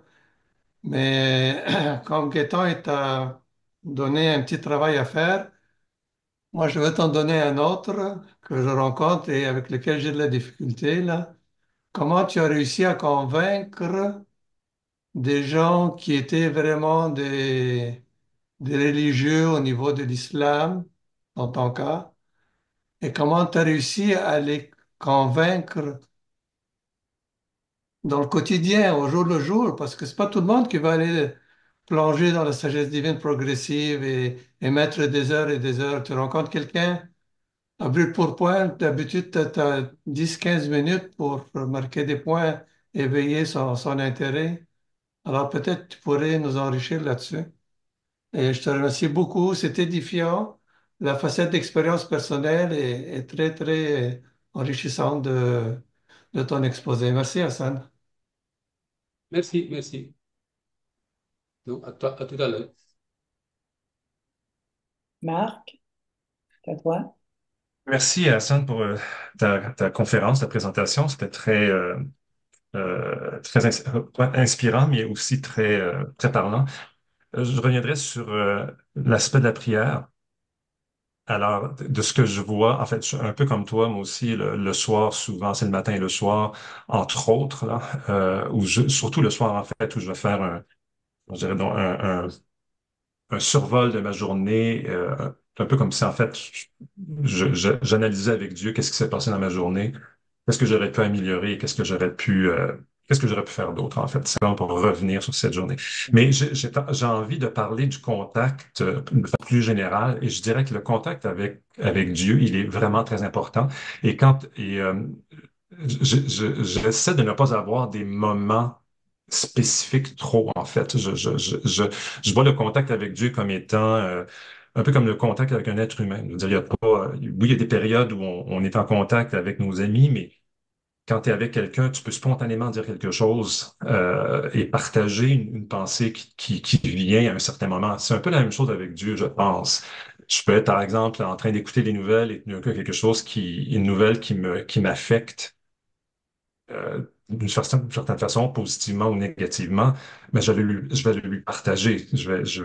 Un peu comme si je le faisais avec un ami qui serait à côté de moi. Je pense que cette idée d'être en contact avec Dieu constamment, parce que ces événements-là peuvent arriver durant la journée à différents moments, je pense que en tout cas, moi, c'est ce que j'essaie de faire, d'augmenter ce contact-là, mais hors aussi de la période du matin et la période du soir. Et je pense que rester en contact le plus souvent possible avec Dieu, dans la mesure du possible. Évidemment, notre mental n'est pas suffisamment avancé, en que le mien n'est pas suffisamment avancé pour être en mesure d'être constamment en contact avec Dieu, mais le plus souvent possible euh, d'être, et quand je parle de contact, je parle de contact conscient, là. C'est-à-dire, je pense à Dieu. C'est pas toujours être en train de penser à Dieu. Et évidemment, quand tu travailles, tu gères les trucs de la journée, on y pense un petit peu moins, mais dans la mesure du possible, j'essaie à l'intérieur de ma journée d'avoir ces petits moments de contact où je vais dire, ah, je viens de voir telle chose, j'ai trouvé ça super, par exemple, que telle personne fasse telle chose et je le partage. Pourquoi pas? Dieu, c'est un ami. Dieu, c'est quelqu'un avec qui je chemine au jour le jour, durant toute ma vie et pour le restant de l'éternité. Alors, pourquoi ne pas le traiter comme je traiterais en fait un ami humain? Pour moi, c'est la même chose. Voilà, c'est ce que je voulais simplement ajouter. Ouais. Merci. Merci Marc. Merci Marc pour surtout pour ta dernière remarque. C'est un ami qui est tout le temps entre nous, en nous, avec nous. C'est justement arriver à se convaincre de ça, à l'accepter. C'est un grand pas. Et donc dire, chaque fois que je fais quelque chose, il est au courant et il est avec moi. Et je pense que cultiver cet état, cette conscience, que, bon, là, je suis en train de travailler, mais lui aussi, il est avec moi. Ce que je fais, il le fait avec moi. Ça, c'est excellent. Moi, c'est ce que je fais. Mais c'est pas que je prends ma conscience, que je tourne complètement à la chose de penser. Ça, sur le fait, tu ne vis plus. Tu es coupé de la société. Mais de temps en temps, comme je dis, quand je suis en train de travailler, par exemple, il y a des problèmes techniques, ou bien il y a des difficultés avec le personnel, on est en réunion, on est en truc, pendant une seconde, 2 secondes, 5 secondes, rapidement, je dis, ah, tu entends, tu vois, je suis dans tel problème. Soutiens-moi. Voilà. Et je perds pas contact avec le reste. Et je sais que là, ça marche. Parce qu'il me soutient. Voilà. Dans les difficultés, par exemple, de personnel, des fois, c'est des esprits se souffrent. Et quand je sens que cet échauffement-là, ça commence à m'atteindre, automatiquement, je coupe 5 secondes, je pense à lui et je me reprends. Là, parce que je sais que j'ai admis et je l'ai vérifié, il est toujours avec moi. Exactement, effectivement. Et le travail qui maintenant consiste donc à toujours être en harmonie avec lui. Ça, c'est le but du travail, ça va. C'est pas facile du tout.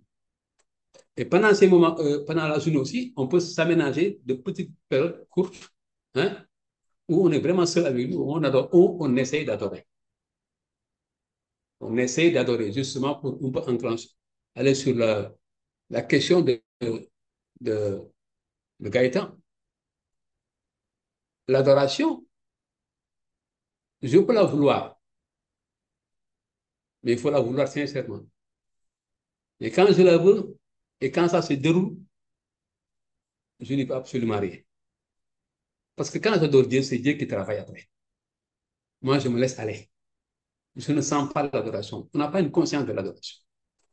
Quand on cherche à en avoir une conscience matérielle, ça s'interrompt. Un jour, je me suis laissé aller vraiment à l'adoration. En tel moment, j'étais tellement content, en paix, je sentais Dieu partout. Dans tout mon être, quand je dis, eh, mais c'est ça la présence de Dieu, pouf, ça s'est coupé. Tout de suite. Parce que j'ai cherché à en avoir une conscience matérielle. Alors que pendant que j'y étais, mais c'était tellement extraordinaire, je ne peux pas le dire. Pas de mots. Donc l'adoration, c'est répondre d'abord d'une manière spontanée, comme disait Marfla, à l'appel justement de mon âme. C'est l'âme qui appelle en fait. C'est l'âme qui a besoin d'adorer. L'âme qui est née par adoration et nourrie par l'adoration. J'ai l'habitude de dire que l'adoration, c'est comme un bébé qui a besoin d'être allaité. Quand il a besoin d'être allaité, il crie. L'âme, quand elle a soif de Dieu, nous fait sentir une envie de contacter Dieu. Voilà, c'est le bébé qui crie, donne-moi du lait. À ce moment-là, il ne faut pas chercher à comprendre, à dire, bon, je vais aller voir le livre tel, je vais aller... Non, tu sens cette envie d'aller vers ton Créateur, de le contacter, laisse-toi aller. C'est ça qu'il faut cultiver. Ça, c'est l'adoration, déclenchée tout de suite par l'âme. Maintenant, c'est plus difficile de soi-même déclencher cette adoration. C'est là où les gens font des tas d'exercices. Moi-même, je me suis livré à ça. Essayer de faire le calme mental, ne pas penser, se concentrer sur la respiration, etc. Les exercices sont très forts en ça. J'ai essayé ça aussi. Je me mettais à me concentrer sur ma respiration. Et je le fais toujours, d'ailleurs, dans le cadre justement de l'art martial que je pratique.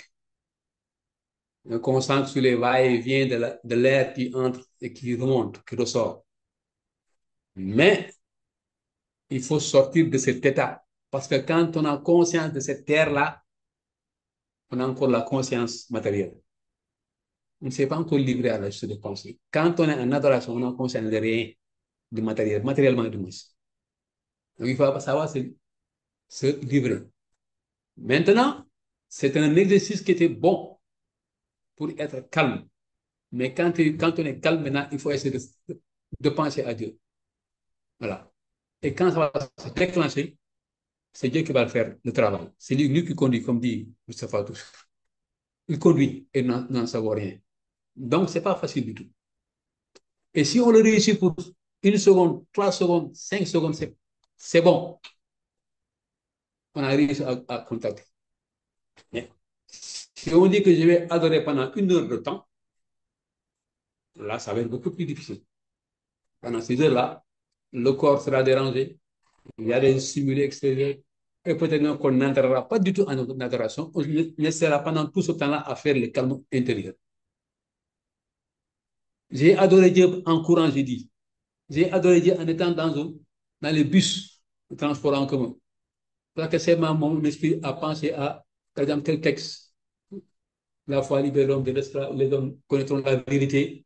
J'y ai pensé, ouf, on a j'étais dans le transport en commun. Les gens discutaient à gauche, à droite.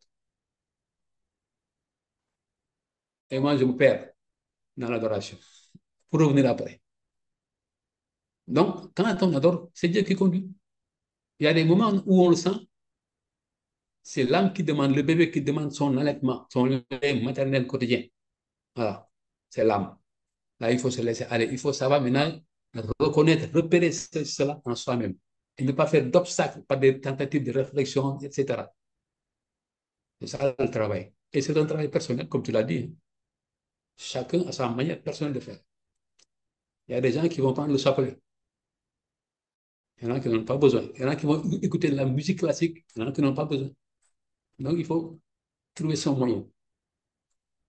Sinon, c'est vraiment Dieu qui conduit cela. Et par rapport à la prière aussi, et le contact avec d'autres personnes. Comment je suis arrivé à entrer en contact avec d'autres personnes? Mais c'est par la prière. Moustapha l'a évoqué tout à l'heure. Il a parlé, par exemple, de mon environnement familial. Moi, quand j'étais dans les enseignements, bon, je suis dans une famille à tendance religieuse, c'est vrai. Je suis assez nombreux, des frères et sœurs, mais ils me voyaient aller et venir. Je ne savais pas ce que je faisais. Je priais comme eux, je pratiquais comme eux, l'islam. Mais je priais aussi en dessous pour qu'ils puissent accéder à la vérité de ces enseignements. J'ai prié, et à un moment donné, un soir, on a commencé à discuter à partir de l'islam. Parce que justement, pendant que je priais, eux, ils étaient en train d'évoluer avec leur maître spirituel islamique. Des fois, ils se réunissaient dans la maison, ce qui était le centre, ou bien dans une autre maison. Mais ils commençaient à poser des questions. Ils ont évolué. Ils ont voulu dépasser le cadre des rituels, comprendre Dieu, connaître Dieu. Alors, ils se sont rendus compte des limites de leur maître. Donc, c'était un problème qui commence à naître chez eux. Pendant que je priais, c'est ça qui s'est passé. Et un jour, on a commencé à discuter de la première sourate du Coran, où on dit, mon Dieu, il n'y a que toi que j'adore, conduis-moi sur le chemin de la droiture. Et c'est ça que j'ai exploité. C'est à partir de ça qu'on a commencé à discuter. Et j'ai parlé longtemps. Je ne peux pas vous dire ce que j'ai dit ce jour-là, tellement c'était profond, pro et large. Et c'est à partir de ce jour qu'ils ont commencé à prendre les enseignements. Mon père, qui était imam, revenait de la mosquée la nuit. De loin, il a entendu un silence vraiment assourdissant dans la maison, alors que nous, on était très bruyants. Il est entré en douce et il a regardé. Tout le monde était là. Toute la famille, peut-être 15 personnes, quelque chose comme ça. Et moi, je parlais. Mais ils étaient tous solennellement silencieux. Alors, il est venu, il nous a regardés. Personne ne s'est occupé de lui. Mais dis donc, mais ce gars-là, c'est le diable, quoi. Après, il est remonté dans sa chambre. Ce jour-là, mes frères et sœurs, beaucoup du moins, la majorité qui était là, ont commencé à prendre les enseignements. Il était très jeune. Et ils ont commencé à prendre les enseignements. Lui, mon père, a commencé à venir à me poser des questions, à discuter avec moi sur Dieu. Et chaque fois, ainsi. Même à un moment donné, j'ai dit avec mes frères, on va organiser un groupe de questions-réponses tous les dimanches, où eux, ils étaient présents, et leurs amis aussi, qui n'étaient pas de la famille. Ils venaient, ils posaient des questions sur Dieu. Il y en a même quelqu'un qui est venu, qui a suivi les enseignements, deux, trois, non, trois. J'ai pris deux en enseignement, l'autre il est pris en enseignement par quelqu'un d'autre. Ils étaient trois, ils n'étaient pas de la famille. C'était les jeunes du quartier. D'ailleurs, il y en a un qui avait posé la question pourquoi Dieu a créé. Je me souviens toujours de ça. Alors, mon père lui avait dit je participe à ces réunions. Je lui ai dit ok. Je connais, tu es dans l'islam, tu es un imam. Alors, tu vas observer. Il dit non, je participe comme membre, j'interviens. Je dis ok. Donc, il a commencé à participer. Les gens sont venus, ils ont posé des questions jusqu'à ce qu'ils en aient marre. Ils ont commencé à arrêter. Lui, il était toujours le premier. Il dit, mais où sont les autres? Où sont les autres? Il faut qu'on commence. Il était pris par l'affaire. Et après, moi, je l'ai entendu faire une presse avec d'autres pères, d'autres papas, en leur disant, vous savez, l'affaire, ce n'est pas une affaire de quitter ici et partir au paradis. Il y a des mondes d'évolution entre. Ça, c'était pas islamique du tout. Et il parlait de ça. Et on l'écoutait. Mais c'est par la prière que j'ai fait ça. J'ai prié. Je ne fais que prier. Il n'y a rien d'autre. Et ils ont répondu et j'étais présent. C'est ça que je disais tout à l'heure. Il faut prier pour que les autres soient éclairés, qu'ils découvrent Dieu en eux, mais être prêt à les recevoir. Il faut savoir les écouter. Voilà. On ne vient pas parler à quelqu'un de ce dont il n'a pas besoin. On ne donne pas ce dont il n'a pas besoin. Il faut l'écouter. Des fois, c'est un simple regard, une tape, une main sur l'épaule, etc. Là où je travaille ici, là où je travaille, mais ce qui fait qu'eux, ils sont attirés par moi, ils ne savent pas. Et pourtant, ils viennent. Mais quand ils viennent, je les écoute et je leur parle. Il y a même une dame à qui j'ai commencé à enseigner en Wolof parce que c'est elle en langue, disons, nationale, parce qu'elle n'était pas instruite. Elle était en français. Et j'ai commencé à lui donner au moins les adjuvants et la personnalité avant qu'elle ne parte. Mais ça, c'est simplement mon amour et le désir de, ah, partout où je suis, que je véhicule, que je transporte et je rends ton amour, ta paix et ta vérité. Et voilà. Et je me mets à disposition. Ça, c'était pour la question de comment je touche les autres. Et je dis, Robert, c'est comme ça. Je ne me mets pas dans la à crier. Non.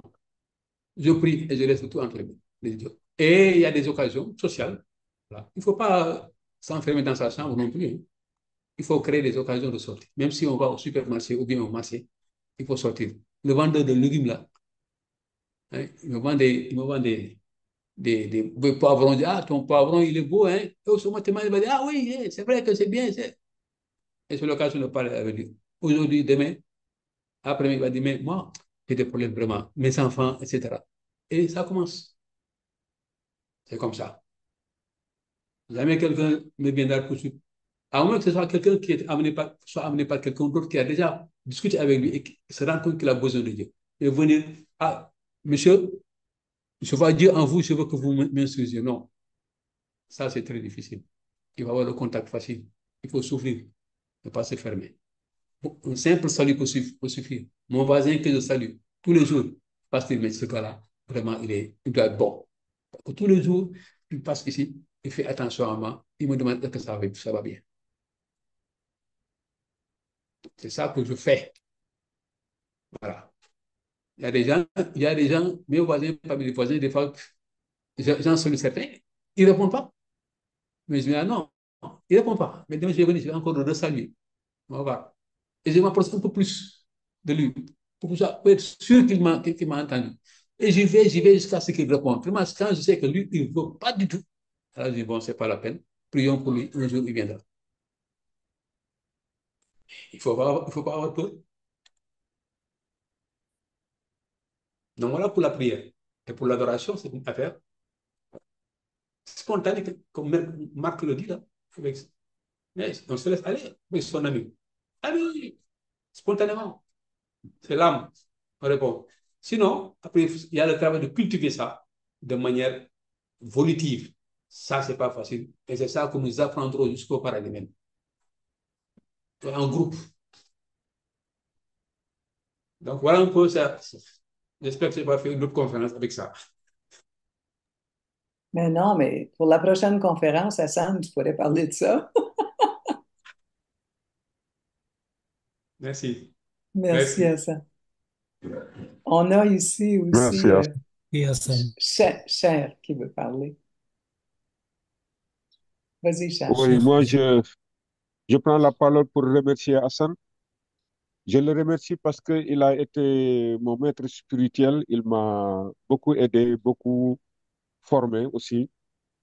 Et je confirme tout ce qu'il dit parce que je l'ai un peu vécu avec lui, d'abord au sein de sa famille, avec son papa. Cette atmosphère-là, c'était tellement agréable que j'ai quitté chez moi pour venir là-bas discuter. Et j'ai vu le travail qu'il a abattu, quoi. Et ça, j'ai beaucoup aimé. J'ai beaucoup aimé aussi quelque chose en lui, c'est qu'il m'a aidé à faire le link entre la religion et la sagesse divine progressive. Parce que moi, je suis parti de la religion islamique et j'ai, j'avais des problèmes pour, par exemple, contacter un musulman et essayer de le convaincre. Mais avec lui, il me donnait les astuces et il faisait le link qui me permettrait d'être plus à l'aise avec quand je rencontre un musulman. Autre chose aussi, c'est que j'ai vu l'impact de l'esprit sur sa personnalité. Parce que moi, au début, quand je suis venu tout nouveau dans le groupe, je le voyais seul, bon, enfin, pas seul, mais il parlait pas beaucoup. Il était même parfois taciturne, hein. Alors, il me plaisait pas. Il me plaisait pas, Hassan, au début. Parce qu'il ne parlait pas beaucoup et voilà.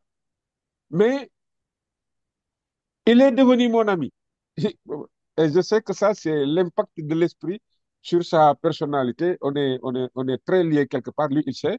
Et ça, c'est parce que l'esprit est vivant et l'esprit a laissé des traces sur sa personnalité et qui lui a valu toutes ces transformations. Donc, dans tout son discours, je me reconnais parce que ça, c'est vraiment la marque de l'esprit, les transformations. D'ailleurs, à un moment donné de son exposé, on sentait l'expression de son âme. C'est vrai que c'est des choses qui lui viennent de très loin et ça, j'ai beaucoup apprécié. Je le remercie en tout cas parce qu'il m'a aussi donné quelque chose qui me manque, c'est un peu de rigueur dans ma façon de faire certaines choses, un peu de rigueur dans ma façon d'aborder les séminaires, le travail que je devais faire à la maison et tout ça, quoi. J'ai beaucoup aimé et je le remercie pour ça. Merci beaucoup. Merci, Merci, cher. merci. Merci pour Merci, l'information, hein. monsieur. Il y a des choses que j'oublie, hein. Ça fait passer, ça fait partie de, disons, de l'expérience. Des fois, je Oui, tu n'es rencontre des vraiment gens, pas ils me aimable, là. ouais. On fait des choses, après on dit des choses, on se rend compte que, ah, toi, tu m'as aidé un jour, moi, je m'en souviens même plus. Oui, tu m'avais apporté des médicaments là quand j'étais malade à la maison. Tu te rappelles pas, hein? Non, J'ai ça, je failli me souviens, ça, trépasser et c'est tu es humain. venu avec des médicaments. Oui. D'accord, merci. Merci, merci, C'est cher. vraiment extraordinaire, hein, quand on entend tout ça, Hassan, des choses que tu as dites, toi, que tu as faites, que tu t'en souviens pas parce que c'est devenu naturel. Donc, quelque chose de naturel, on oublie, hein, on le fait Ouais, comme avec bon cœur et avec Dieu, ouais, évidemment. ouais, ouais. D'autres commentaires, les amis?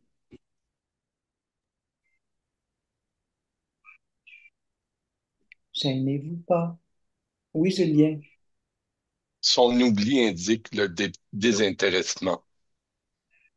Donc, il ne le fait pas pour obtenir quelque chose, mais il le fait délibérément pour donner à l'autre, sans recevoir en retour. C'est de toute beauté. Merci, merci.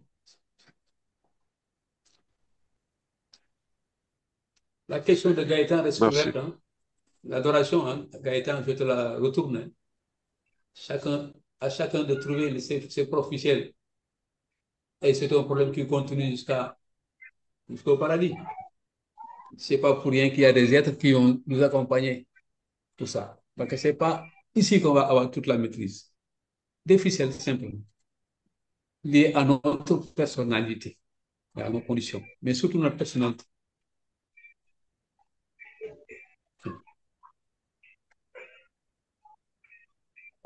Un dernier commentaire? Oui, Gilles.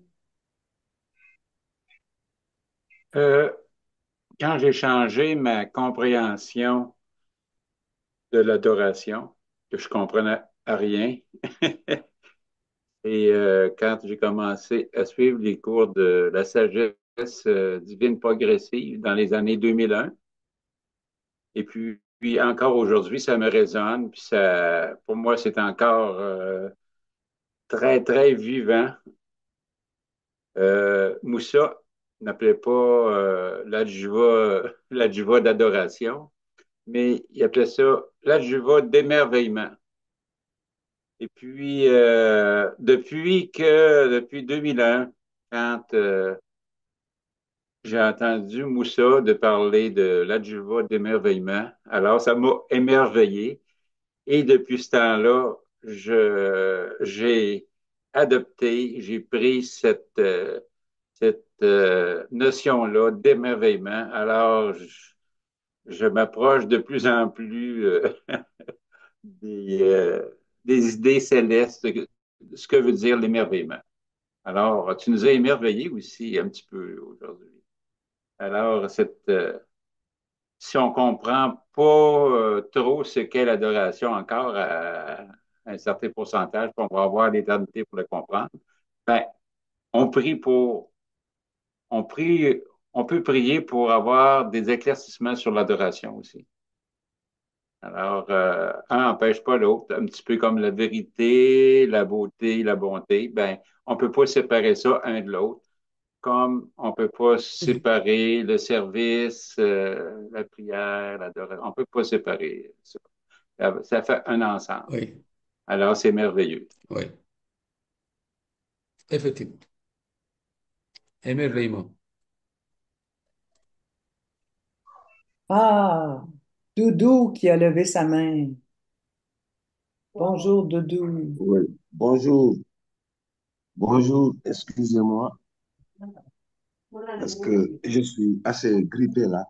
C'est pourquoi j'ai écouté avec beaucoup de plaisir ce que Hassan a dit dans sa conférence. Excellente conférence, vraiment excellente conférence. Et je crois que Hassan a pu, pour des gens qui connaissent le livre du Rancia, il a pu montrer une forme de justification de la création, aussi bien au niveau paradisiaque avec le Père universel qu'au niveau de l'homme qui est à l'extrémité de la création et au niveau du cosmos, avec tous ceux qui sont intervenus pour que ce travail puisse aboutir, pour déboucher sur le suprême qui en est l'expression première elle-même, le suprême plutôt, qui sera complété comme vous le savez. Et ça donne vraiment ce goût de compréhension de ce qu'est l'homme, au sens où la vie commence à avoir une signification. Parce que finalement, si on n'a pas la signification de l'existence, il nous manque quelque chose. Et c'est cette signification est prise en charge par le mental, mais vous voyez bien que Hassan a mis l'accent là-dessus, surtout par la personnalité, qu'on oublie souvent, sur laquelle personnalité il y a tellement de méprise, de contresens ou de confusion ou de désaccord que finalement, les gens ne vont plus s'entendre sur ce qui est justement essentiel. Merci Hassan d'avoir fait ce travail d'une haute pédagogie. Et finalement, c'est aussi l'aspect de ton travail, d'avoir fourni une base pédagogique pour comprendre ce qui est affecté à chaque être humain. Tout individu, corps, pensée, personnalité a un ajusteur. C'est une problématique que chaque individu doit résoudre. Et tu as su fournir les éléments de réponse à travers l'adoration, la prière et le service, que tu as accompagné par le phénomène de la foi, qui constitue le support et aussi le processus par lequel l'âme humaine émerge, progresse et finalement aboutit au paradis. En tant qu'esprit face au Père universel.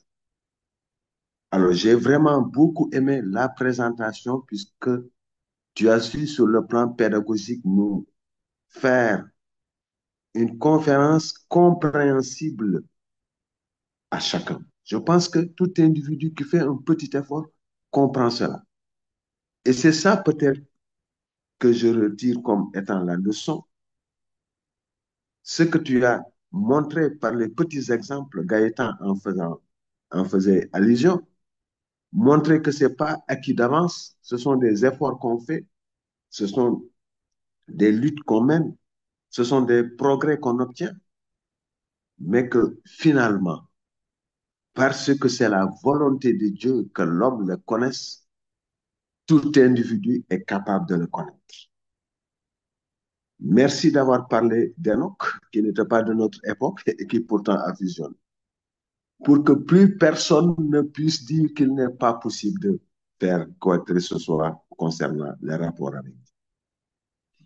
Cependant, et je termine par ça, nous savons tous que nous nous sommes appuyés sur l'enseignement de Moussa, sur la sagesse divine progressive pour avoir cette clairvoyance de pensée, cette clairvoyance spirituelle qui nous permet de pouvoir contacter n'importe qui, comme tu l'as dit, dans la rue, pour pouvoir apporter, comme Jésus le demandait, l'amour à l'autre, et afin qu'on ne confonde pas l'amour humain et l'amour spirituel, et qu'on ne confonde pas la compréhension de l'amour spirituel et l'effectivité de cet amour qui ne peut se faire que par des transformations morantielles absolument nécessaires.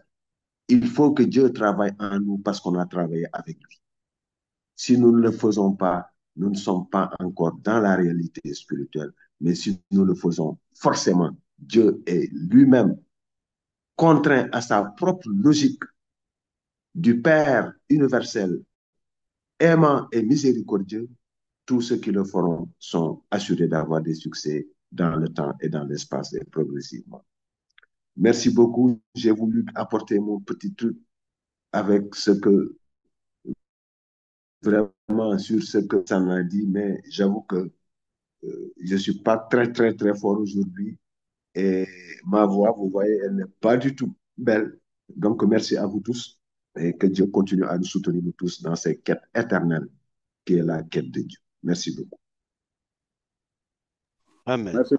Merci, Doudou. Merci. Amen. Merci, Doudou. Amen, Merci. amen. Merci, Doudou. Et meilleure Merci, santé, Doudou. Doudou. Meilleure Merci. santé. Meilleure Merci. Ta voix n'est santé. pas belle, mais la voix de ton âme. On a Ah oui, entendu une très belle voix de ton âme.